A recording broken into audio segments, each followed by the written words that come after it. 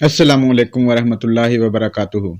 The Rain, written by W. H. Davies.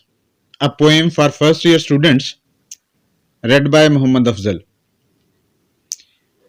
I hear leaves drinking rain. I hear rich leaves on top giving the poor beneath drop after drop.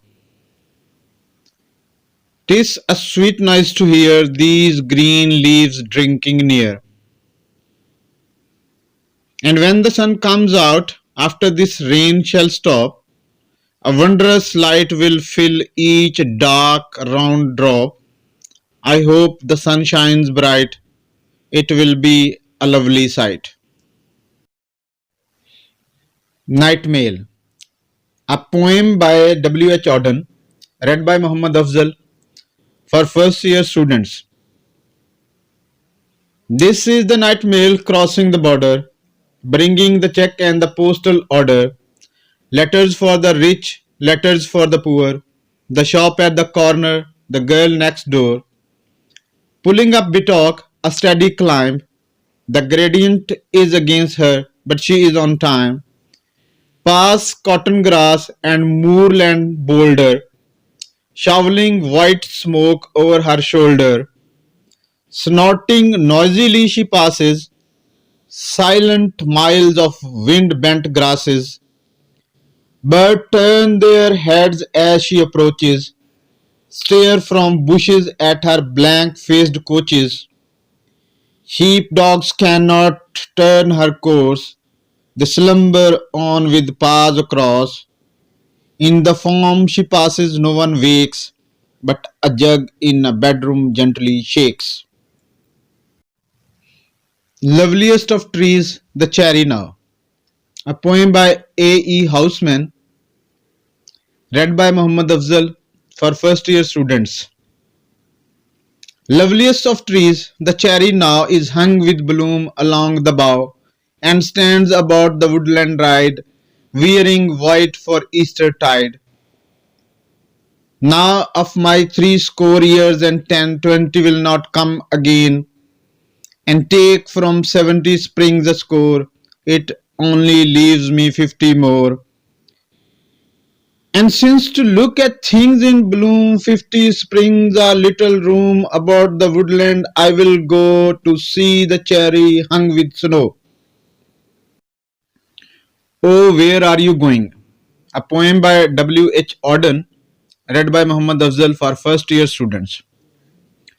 Oh, where are you going? Said reader to rider. That valley is fatal when furnaces burn. Yonder is the midden whose odor will madden. That gap is the grave where the tall return. Oh, do you imagine, said fearer to farer, that dusk will delay on your path to the pass? Your diligent looking discover the lacking, your footsteps feel from granite to grass. Oh, what was that bird? Said horror to hearer. Did you see that shape in the twisted trees? Behind you swiftly the figure comes softly. The spot on your skin is a shocking disease. Out of this house, said rider to reader, yours never will, said farer to fearer. They are looking for you, said hearer to horror, as he left them there, as he left them there. In the Street of the Fruit Stalls, a poem by John Stalworthy, read by Muhammad Afzal for first year students. Weeks balance flame, a dark dew falls in the street of the fruit stalls, melon, guava, mandarin, pyramid piled like cannon balls, glow red hot, gold hot from within.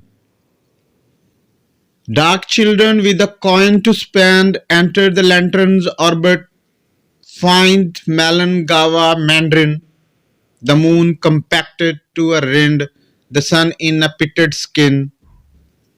They take it, break it open, let a gold or silver fountain wet mouth, finger, cheek, nose, chin. Radiant as lanterns, they forget the dark street I am standing in. A Sindhi Woman, a poem by John Stalworthy, read by Muhammad Afzal for first year students.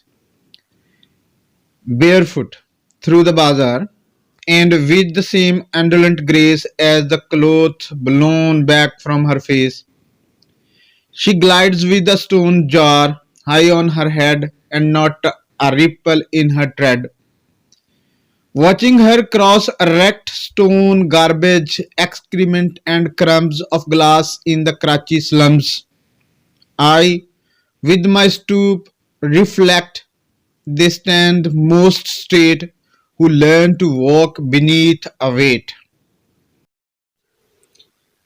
Times. Lines from Ecclesiastes. To everything there is a season, and a time to every purpose under the heaven, a time to be born, a time to die, a time to plant, and a time to pluck up that which is planted, a time to break down, and a time to build up, a time to weep, and a time to dance, a time to cast away stones, a time to gather stones together, a time to embrace, and a time to refrain from embracing, a time to get, and a time to lose, a time to keep, and a time to cast away, a time to rend, and a time to sew, a time to keep silence, and a time to speak. Ozymandias, a poem by Percy Bysshe Shelley, read by Muhammad Afzal for first year students. I met a traveler from an antique land who said, two vast and trunkless legs of stone stand in the desert. Near them, on the sands, half sunk, a shattered visage lies, whose frown and wrinkled lip and sneer of cold command tell that its sculptor well those passions read, which yet survive stamped on these lifeless things, the hand that mocked them, and the heart that fed. And on the pedestal these words appear, my name is Ozymandias, kings of king. Look on my works, ye mighty, and despair. Nothing beside remains round the decay of that colossal wreck, boundless and bare, the lone and level sands stretch far away.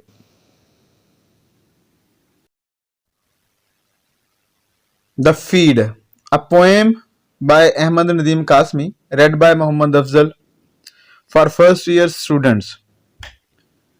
Holding a grain of millet in her beak, the mother sparrow has come to feed. The young ones are so tiny and small, from head to toe they are beaks when they cry.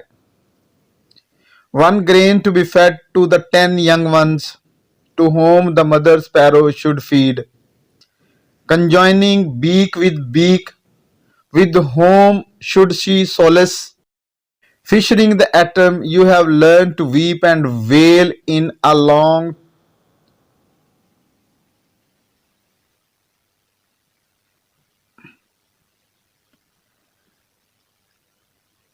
You have learned to weep and wail in a loud tone, splitting the grain.